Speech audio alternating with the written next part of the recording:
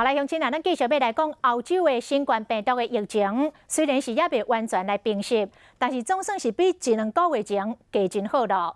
有未少的国家陆续来开放着边界，一度是全球疫情上界惨重的意大利，仍然开放着国内跨区的移动。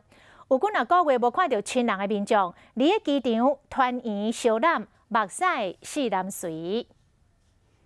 哎哟，足久无看啊！会当佮甲你揽条条啊！这对一看就知影当你恋爱，因是意大利人，地点是伫机场外口。虽然讲看袂到面，但是一定嘛是目屎飞袂离。过来是几啊个月无看到的后生查囝的爸爸。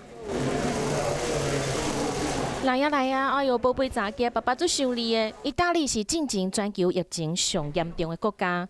3月初开始，国内国外亲人无法度见面。即马疫情有较好啊，意大利政府决定对初3开始，先对欧盟国家甲边境炮开自由徙移，希望讲趁热天旅游较旺的时阵，会当互经济较好咧。但是因为还未完全恢复正常，所以外国的观光客嘛无遐尼济。目前只有米兰、罗马、那不勒斯。 这3个较大的城市应该是当恢复国际航班。意大利边的国家，亲像奥地利、瑞士，还有小可较远的德国，嘛拍算伫6月15号开始，对欧洲的国家解除旅游警示，边境迈开。但是这几个国家改成讲好共款，伊无要对意大利开放。意大利的外交部长非常的生气，伊即马拍算亲身去德国，还有希腊这个国家，希望甲因讲，意大利即马的旅游真安全。